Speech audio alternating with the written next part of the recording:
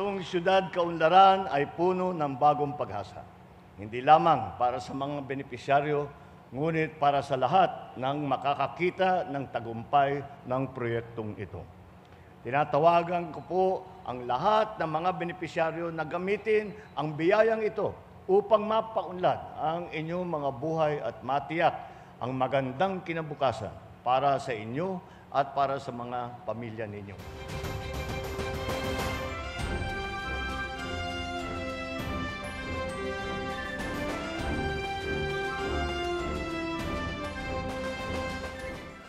Tuloy-tuloy lang po ang mandato ng NHA na bigyan ng pabahay ang ating mga kababayan na tinamaan po ng kalamidad, ng ma-affected ng government projects. Katulad po nito, ang mga beneficiaryo po dito ay mula po sa mga natira po dati sa mga iilog. Ito po ay sa paligid po ng Manila Bay, sa SC Mandamus Ruling po.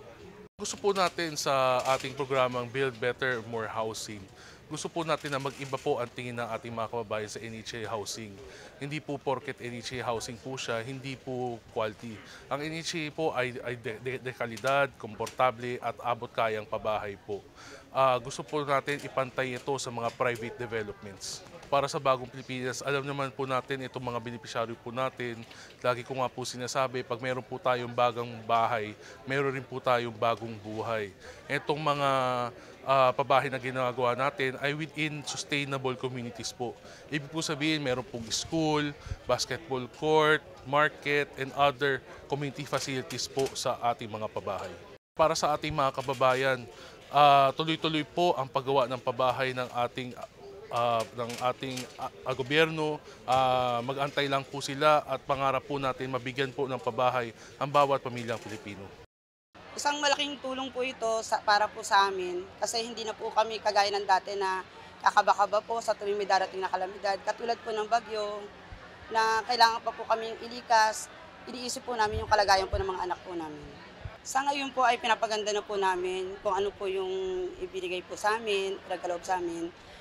Ang pangako ko po ay iingatan po namin ito, lalo po namin pahalagahan. Dahil ito lang din po yung naibibigay po namin para sa mga anak po namin. Para po sa NHA, sana po mapalawig pa nila kung ano po yung serbisyo na simulan nila.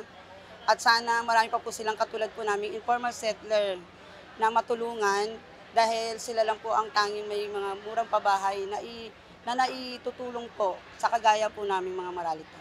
Para po sa aming mahal na Pangulo, isang malaking kasiyahan po ang mapagkalooban ng pabahay na kagaya po nito para po sa aming mga lahat po na nabigyan ng mga pabahay.